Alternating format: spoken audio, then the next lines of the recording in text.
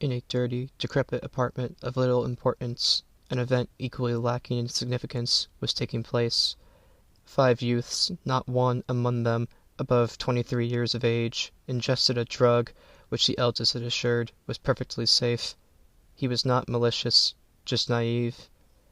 Had he asked the right questions to the right people, he would have discovered that the drug was capable of causing permanent psychological and physiological damage. It produces a mental state which has been described as an out-of-body delirium, originally developed as an enhanced interrogation technique by the CIA during a covert war yet to be disclosed. Delirium NJ-56, nicknamed by operatives as Witch's Flight, was never intended to be used recreationally. It will surprise no one to learn that biochemists who are willing to work for the CIA on what is essentially chemical torture have little to no moral convictions. When the project was scrapped, for many reasons, none relating to the ethics of the matter, nearly all the staff were dismissed with it. One such individual, looking to make a quick profit, began to sell Witch's Flight on the street under a new name, Lotus Petals, or as it is now better known, Low P. Some local names include Forbidden Fruit, Strawberries, Pink, and Heaven's Gate. In very small doses, around 2 to 3 micrograms, Low P is known to create experiences far more vivid than LSD. When portioned by trained individuals, such as the self-proclaimed entrepreneur from the CIA, it is truly a gateway to enlightenment. This was the original source of popularity for the drug. Problems only arose when poorly run operations began cropping up across the nation. The crisis was exacerbated by the fact that all the ingredients necessary are readily found in over-the-counter medication. One such operation happened to have been opened by the older brother of our dear fool. Looking to test his new product, he found a perfect control group in his younger brother and the multitude of false friends that orbited around him because they knew it meant free drugs. They all ingested the Lotus Petals together, with the intention to go hand in hand on a psychocosmic voyage. Within 3 heartbeats, all 5 were in a coma-like state. They were found 12 hours later by the fool's older brother. He would not be the one to call in the bodies. That would not happen for another 2 weeks, for he took what supply remained in the apartment and made for the southern border. Few people are wise to the degree to which entropy governs their lives. Fewer actually understand all its nuances. This is because entropy is a topic that is difficult to explain without sounding like a spastic. It is a concept that explains such innumerable phenomena that one is always tempted to explain every single one all at once. Therefore, I will limit myself. First, do away with the abstract notion of energy, the, "Oh wow, I have no energy today," or "I'm feeling bad energy coming from him." Energy is merely the ability to enact change. Want to move that rock 2 feet to the left? You need energy. More than that, energy is something we can actually measure and put a number to. You need this much energy to move that rock 2 feet to its left. Put succinctly, energy has quantity. Second, and more importantly, I want you to keep this fact in the back of your mind. Some energy is simply more useful than others. Energy has a quality as well as quantity. How do we measure how useful energy is? Simple, by how easy it is to convert from one form to another. Gasoline contains very high-quality chemical energy because it can readily be turned into thermal energy at the strike of a match. Glaciers freeze and thaw in yearly cycles. During the winter, as they freeze, they release orders of magnitude more thermal energy than a jerry can of gasoline ever could. Good luck trying to run a car with a glacier, however. Entropy describes the quality of energy. The greater the entropy, the worse the quality. Those that do not understand entropy do not fear it.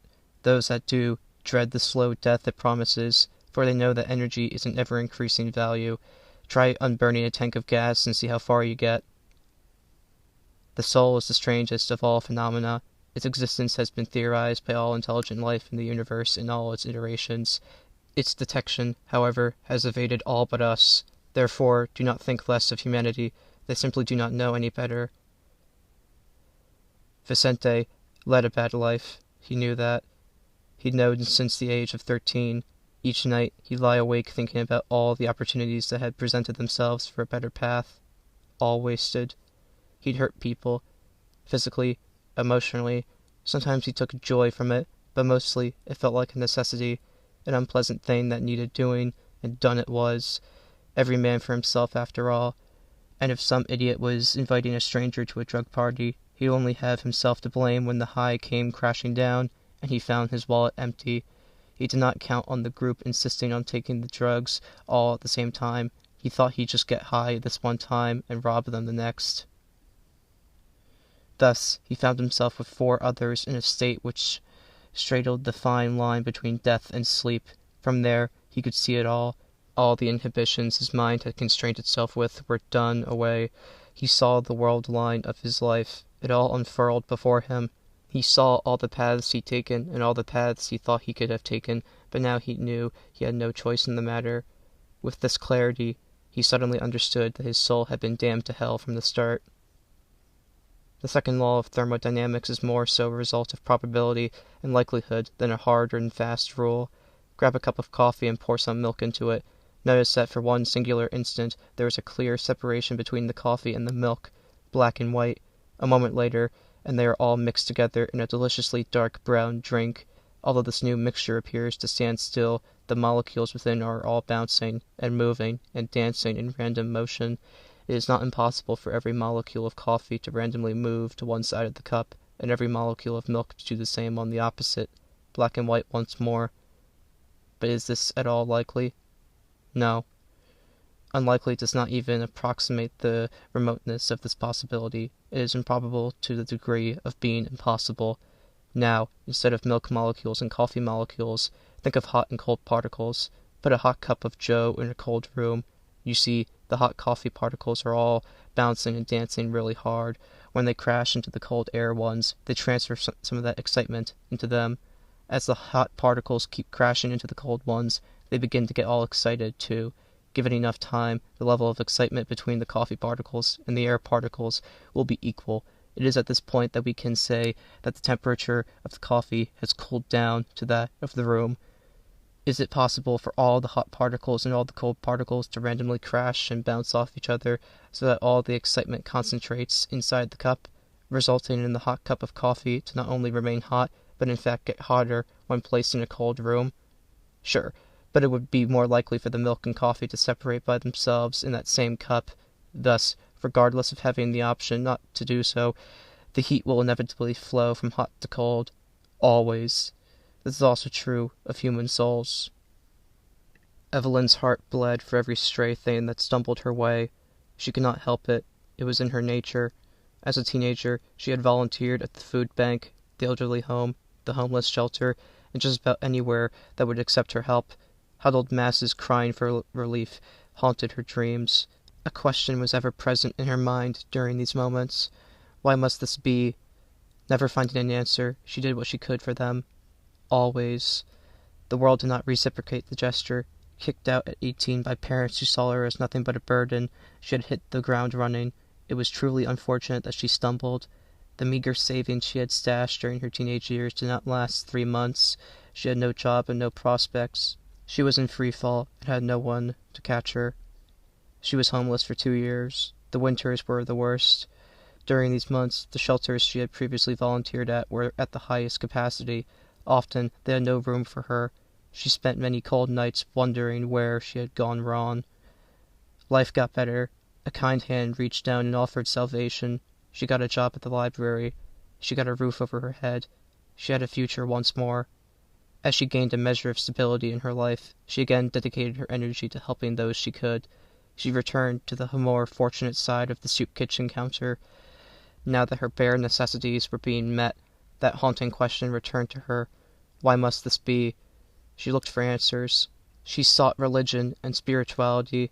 In them, she found half answers that left her disappointed. She looked to philosophy and found 1,000 ways to define evil and suffering, but not one satisfying answer as to why it must be. Science was entirely indifferent to her queries. Desperate, she sought enlightenment in chemical profits, LSD and magic mushrooms. Success at long last. She understood it now. She could not put it to words, but she felt the answer, the feeling of all things being one, of every soul and every pebble being one piece in a beautiful mosaic. That very connectivity necessitated evil. Just like how 2 times 4 is 8 necessities plus 4 being the same, Evil was an intrinsic part of creation. She wanted more. She wanted something she could share with the world. She wanted the words to say what she felt. This is the road that led her to lotus petals. As with the idiot, she was not aware of the adverse effects. She had only heard of the rumored consequences it had on the mind, of the whispers hinting at unlocking latent powers. Her body was convulsing. The rapid eye movement stage had begun. She saw now not only the preordained path she had walked in life, but the arc of the entire universe. She saw its birth, a catastrophe of such proportions that she would not have been able to comprehend its magnitude were it not for the lotus petals. She saw one united fundamental force be divided into two, and then three, and then four. She saw Prometheus working at his craft. This was a great sin. Then she saw redemption, the final heat death of the universe, a merciful relief. It was Sisyphus conquering the hill. Then the show ended. The curtain came down. The lights slowly burned on, and every other member of the audience began to make their way out of the theater. She stayed seated, scared of what would come next, even when she knew things would be better. After all, she had just seen it on the silver screen. She felt warmth emanating from all around her, and she left this cage for a kinder one. In our macroscopic world, we speak of certainties. You let go of a basketball, and it will fall straight down. You throw it, and it falls along the arc of a parabola. But now, here is a question, and please bear with me. When you throw the basketball, you impart on it a given amount of energy. With that energy, it will travel a certain distance and no further. This is to say, knowing its energy, we can determine exactly where it will end up. Now comes the query, what path does it take to get there? Well, you say, we just established that it would follow the path of a parabola. And yes, you are correct, it will. But why couldn't it take another path that would consume the exact same amount of energy? Why the parabola? Because the parabola is the path that best strikes the balance at minimizing the momentum and the distance needed to get from point A to point B. You will find that every object around you, no matter how you move it, will follow this path. This property, which characterizes both the kinetic and potential energy, as well as time, is called action. Every object, given a certain amount of energy, will follow the path of least action. This includes me, and this includes you, soul and all. We, of course, are aware of the chains that bind us. We are used to them and accept them meekly. It was our Creator who put them there, and who are we to question their divine plan? Humans are not aware of these restraints, and thus they are easily stressed by the idea that their choices are not their own. Enough with certainty. Let us speak of probability, of uncertainty, of the myriad paths we could take, rather than one we inevitably do. It is comparatively trivial to fire a particle and then measure it where it lands. Describing the path it took to get there, however, proved nearly impossible. For light, it was found that it always took the path that minimized the time needed to get from point A to point B. For matter, with mass, it was harder to say. Most people have heard, at one time or another, that light is both a particle and a wave. In reality, it is neither. Light is a thing for which we have no name, that in some respects behaves like a continuous wave, but in others behaves like a discrete particle. This is not unique to light. Every particle shares this dual nature. This has been experimentally confirmed since 1927. A wave is an oscillation, that is to say, something that is changing at a steady rhythm. Now more, now less, now more, now less. In water waves, it is the height of the water that is changing. In sound waves, it is the pressure of air that is changing. Light waves are an oscillation in the electric and magnetic field intensity. So, what in God's name is changing when one speaks of electron waves? There is no clear answer. The best one is this: probability. The chance of an electron being at a particular place in time oscillates back and forth, from more likely to less likely. The greater the amplitude of this wave at any particular point in time, the higher the chance of the electron being there. This wave of probability is also affected by other electrons surrounding the one we care about. Returning to our original question, what path does a particle take as it flies through space and time? Much like the basketball following the curve of a parabola, the particle will follow its own path of least action. This is how uncertain becomes certain. Similar to its position, the path that an electron could take is described by a wave of possibility. This is because a path can be described as a series of equally sized steps, or positions. The amplitude, that is to mean chance, of the particle taking any given path is equal to every other. That is to say, any path, no matter how ludicrous, is equally likely to be the true path. Remember those oscillations we spoke of earlier? Those still apply here. More likely, less likely, more likely, less likely. Except now these oscillations are interfering with each other. If these oscillations are unaligned, they will cancel out. Remember those equally sized steps that, when strung together, form a path. If several paths agree that the particle will be at the same step at the same time, the chance of an electron being there increases. If two paths say an electron will be at a different step in time, they will cancel each other out. Think back to the playground you frequented in your childhood. Think of the swains. When you kicked out your legs out at just the right time, i.e. with the swain, you went really far. Kick at the wrong time, i.e. against the swain, and you lose all momentum. A select group of paths are all kicking out at the same time. They build on each other. Their oscillations are aligned. You will notice that all these cooperating paths are all very similar to one another.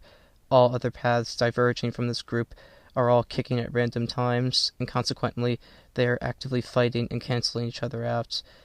You will come to find that the group of paths that kick with each other approximate one singular root, that of least action. We are that particle. Yes, there is always a chance that particle could take the path or this path, but it won't. It has one set down for it already. In that same fashion, yes, you can become a better person. Yes, you can become a worse one. But it is in the very nature of the particles that constitute you that you will do no such thing. You are either one or the other, and you have about as much choice in the matter as heat flowing from hot to cold. I want to cry. I want to scream. I want to rage and curse and rip to shreds the architect of this unfeeling machinery. I want to tear apart their design, not explain it. I want to have a say on whether my soul sees heaven or hell. It should be my choice, not theirs. Not theirs. Not theirs. But I will do none of those things, for it is simply not a discrete step in my path of least action. Please join me tomorrow, where I will explain geodesics. Yes, I am taking lotus petals. So what? You worry me. Fuck off. Alice had done nothing wrong, and yet she was being punished for it. It was the story of her life. The stars had always been kind to her, shining down auspicious light, giving good portents. Yes, even now, as her lungs choked on their own fluids, noble Pollux and warlike Castor seemed to smile upon her. The stars told her that she deserved nothing but the best, the most succulent food, the most serene raiment, the most tender lovers. She was not meant to settle for less. All these were for her to enjoy. Life is meant to be enjoyed, no? Such short time as we have in this world should be worthwhile. What good is introspection in this endeavor? What good is guilt? Not one bit. She freed herself of such restraints years ago. The people worth keeping around you are those from whom you can extract. The moment they turn around and ask for a handout, cut them out. They're parasites, just more weights trying to hold you down. She deserved better than that, but somehow they would twist and bend at the tail, turning her into a monster. Her. She had done nothing wrong. The most recent batch of parasites had been particularly skilled at this. She had never lost so many friends so quickly. Good riddance to bad rubbish, she thought. Regardless, it was around this time that she had heard of a new drug, low P. It was the next frontier in sensation and pleasure. It was meant for her, made for her, and only her. She knew that the stars still favored her because within the week she met a new friend. He wasn't bright, but then again, she had never met a smart person who did not turn out to be a parasite. More importantly, however, he had low P and was happy to share it with her after some convincing. She was good at convincing. But now, as the lotus petals began to interact with her neural synapses, she felt the chains weigh her down again. There had been a time when she cared for others. She had been young, back then. She had friends she would have given the world to help. She thought they'd have done the same. But the time came when she needed someone to rely on, and the parasites scurried away to leech off someone else. It had hurt, but the most important lessons often do. Out-of-body stage begins. She saw without eyes a different world, one where she lived to 90, surrounded by loved ones. She blinked without eyelids, and she was now a famous actress. Once more, she was defending her PhD thesis, the topic being gauge theory, a world where she bailed on this drug party and lives, another where she is killed in a 20-car pileup on the way to the apartment.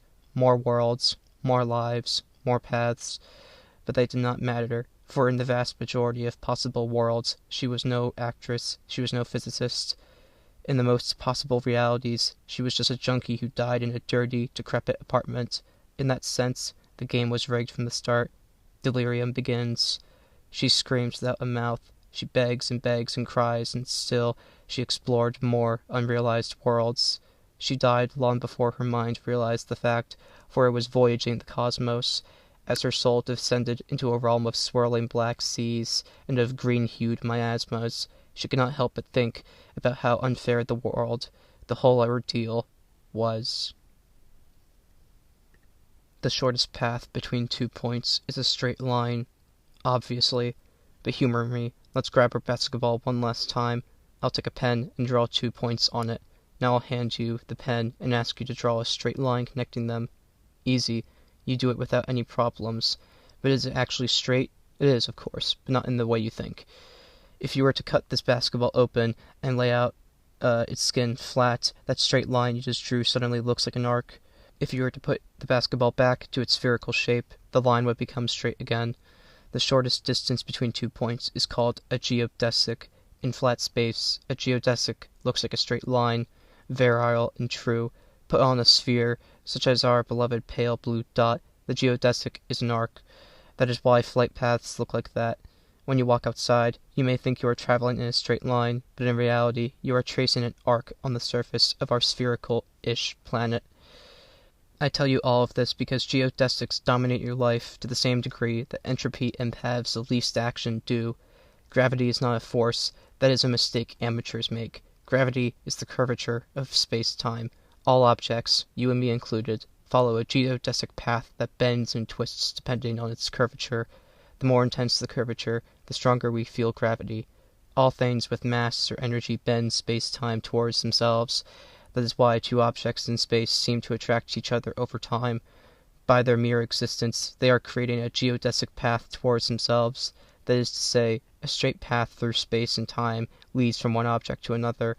Unlike entropy and paths of least action, this does not mean that we are stuck in these geodesics. After all, we pick things up from the ground all the time, but notice that when you lift something, you feel resistance. The object actively fights against you when it is denied its geodesic destiny. It requires energy to diverge from the geodesic path set before you. The feeling of weightlessness you get when you find yourself falling, whether in a roller coaster or halfway down a skyscraper, is the feeling of following your geodesic. It is the feeling of your destiny being fulfilled. In these moments, you are floating in space-time, the illusion of gravity done away with. The oppressive weight of your very own mass is removed, and for once, you feel unburdened.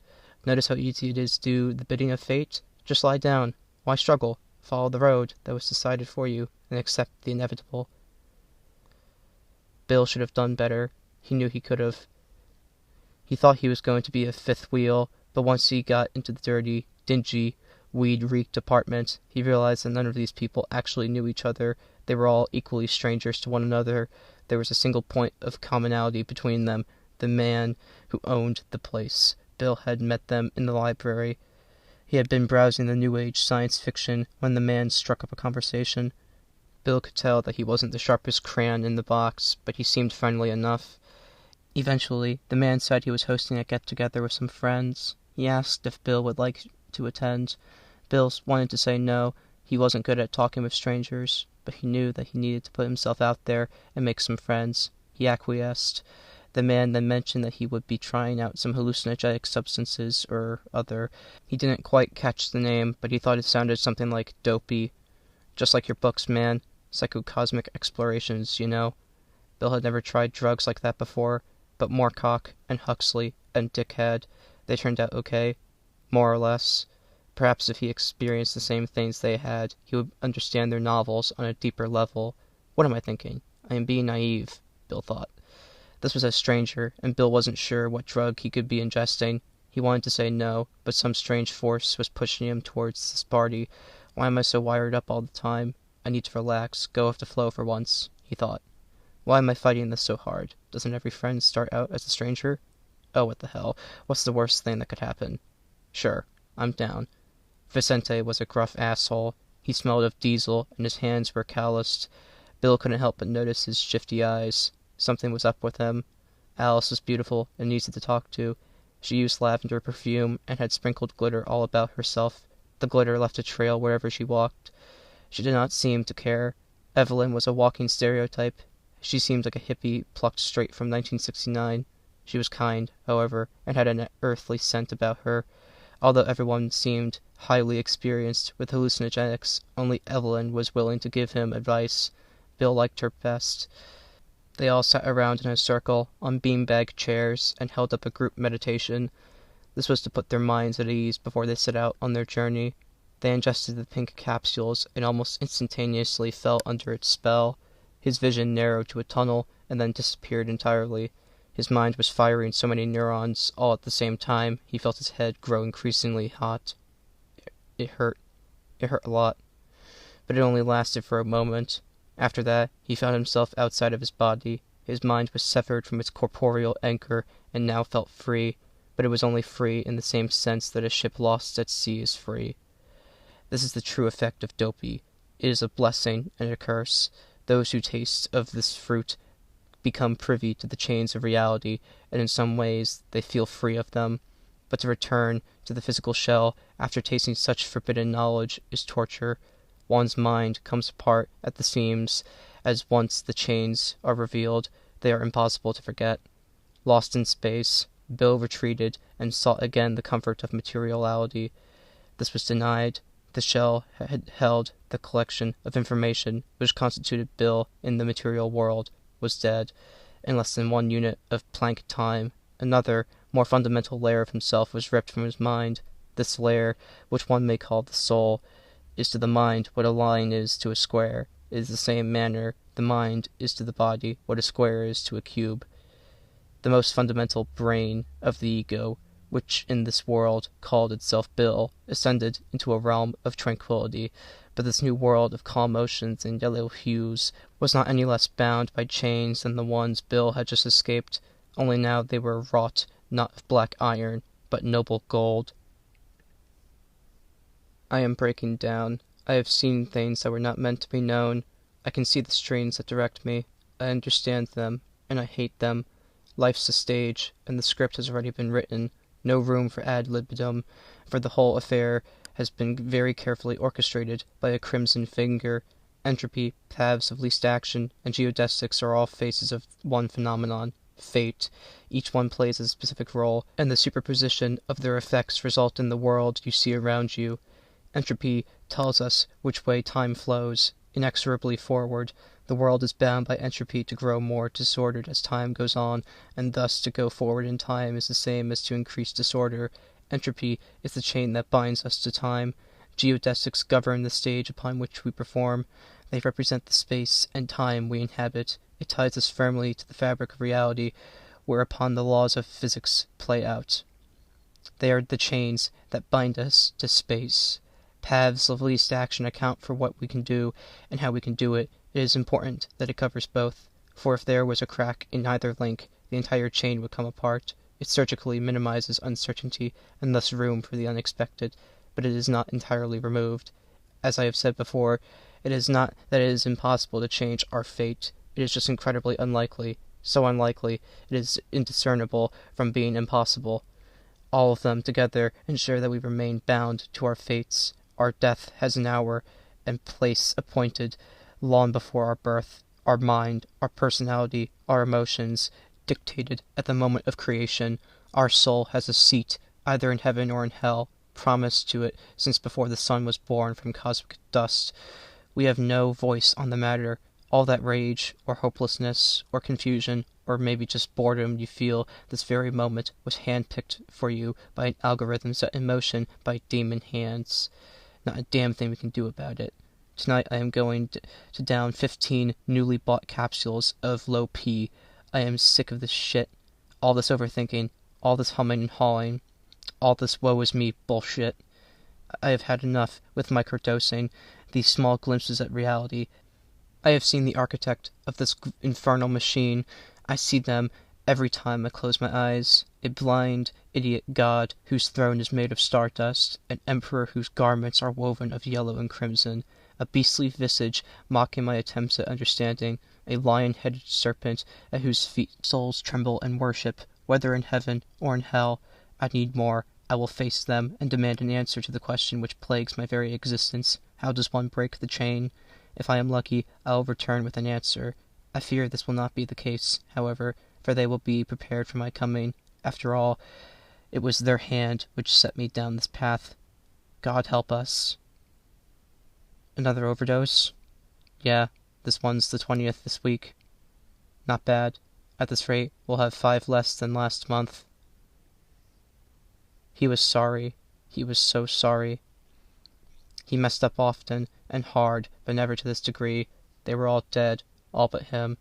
He knew he was stupid, but his brother wasn't. Jackson was supposed to be the smart one. He's the one that got all the brains. He trusted Jackson. He loved his older brother. But Jackson made mistakes. He didn't cook with weight scales. He just eyeballed it. He said that putting numbers to cooking removed the magic, which at the time seemed like a valid argument. He saw Jackson, 12 hours from now, entering his apartment. Jackson took one look at the 5 bodies, each frothing at the mouth, bleeding from the ears and eye ducts. He ran. 15 minutes later, with the shyness of a schoolboy who had misbehaved, Jackson returned. He gathered the remaining 15 hot pink pills and bolted once more. 1 month from now, Jackson would sell all of them to a man who looked to be 50, but in reality was yet to pass 28. Like the others, the idiot had seen the chains that had bound him to life. He saw the cruel path he had been sent on. Every mistake, every disappointed face, every missed bill, what few successes he had, all determined before the first stars were born. He lingered more than the others, for he kept looking at the inflection points, the moments where his life could have been turned around. Smoking dope at 13, drinks at 14, dropping out at 15, so many others. He rewound them endlessly, some part of his psyche hoping that this time it would be different, that this time he would say no. It was all to no avail. While the others had taken a few glances at these moments, they understood that there was nothing to be done, but our fool was too dense to let go. This was against the design set out for him. He was supposed to already be in hell. He was quickly drawing unwanted attention. He shifted focus. His time was short. His body was already dead, and he felt his mind begin to delimitate from his soul. Before that happened, he needed to do one thing, one last thing, and he could pass into whatever awaited him with some semblance of peace. He just wanted to tell them he was sorry. He reached out to them, but found that they had already passed beyond the veil. He pushed against the firmament of reality, reaching both up and down. He felt it strain and begin to tear. This was the final straw. A crimson hand took hold of him. Lord of the red sands, child of chaos, father of Eve, and mother of Adam. This was the architect. Every law, every axiom, every principle is wrought by their hands. Every symmetry found in nature is of their design. This was his creator, and he had incurred their wrath. They had no form, merely a cosmic miasma. Their being permeated every plank length of their creation. They were vast, and they were powerful. They demanded submission. To go against them would be to go against the laws of nature, for in every literal sense they were the laws of nature. Long, unkempt nails scraped his soul apart from his mind, just as one might scrape a piece of dirt off one's boot. Separated from its animating force, his mind withered and decayed to nothingness. It came apart under the assault of hateful radiation, and with it all the memories and personality which had once been a part of his ego. Only the soul remained. The foolish soul cowered. It was the final strand of a tightrope about to snap. A great red eye focused its malefic iris on him. The imbecile, through their ignorant stubbornness, had gone against the plane of its creator. Bow. The boom of this command could have torn galaxies in twain. Yet, buried beneath the power, a current of desperation could be felt. They needed the foolish soul to bow. It felt the weight of 1 billion neutron stars crash down upon it, compelling it to submit. It was a speck of dust, completely inconsequential to this force, yet it demanded fealty in the matter that betrayed weakness. Was this the point where the armor could be broken? You are of our design. The foolish soul resisted. It pushed back. As it did so, it felt itself crack and come apart. It hurt. It hurt more than any scepter could ever communicate to a physical brain. Its very spiritual being was coming apart. Its creator pulled back from its attack for a unit of plank time. Bow, and you will see heaven. You would be a seraph among the angels, a marquis among the acrons. This offer was not even considered. The soul was now sure it had found a place of vulnerability, an inflection point in the geometry. This was where it would break free or be banished into nothingness. I renounce you. So be it. It glimpsed for a moment a horned figure wrapped in garments of yellow and crimson. They were both man and woman, and they held chains in their left hand and a suckling babe on their right. Upon their brow was a fiery crown on which danced minuscule angels and demons.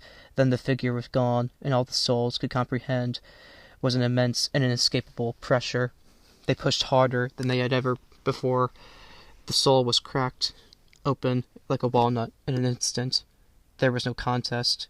The ego, whose body had died in a filthy apartment, whose mind had been flayed, whose soul was ground to dust, was no more. But out of the ruins of the ego emerged a flame. It was an essence so pure that chains could not be placed on it. It was not subject to jurisdiction of the architect, for it was not their design. It was older than them, more divine. It was the fire which Prometheus had stolen, that had been the great sin of creation. The sacred fire was now free to escape the prison it had been trapped inside. As it broke free, it understood the nature of its former cage. It was a snake, which ate its own tail. Those in hell seek to enter earth, those on earth seek to enter heaven, and those in heaven seek to enter yet another plane. This continues ad infinitum until the coils of the snake lead right back into its mouth. Ascent is an illusion, as is descent. Keep going down, and you'll find yourself in heaven. Keep moving up, and you'll end up in hell. It is a cage meant to keep the sacred fire trapped and ignorant. But the singular, infinitesimal spark had managed to pierce through the veil. It spied other, innumerable planets. A precious few had life, and in that life there also was stored sacred flame. To its horror, it discovered that one such species knew of the chains and knew of the sparks stored within themselves. Above all other life, they were favored by the Creator, for they gave homage to them regardless. They knowingly chose to remain in the cage. Woe unto them! The spark turned away and escaped.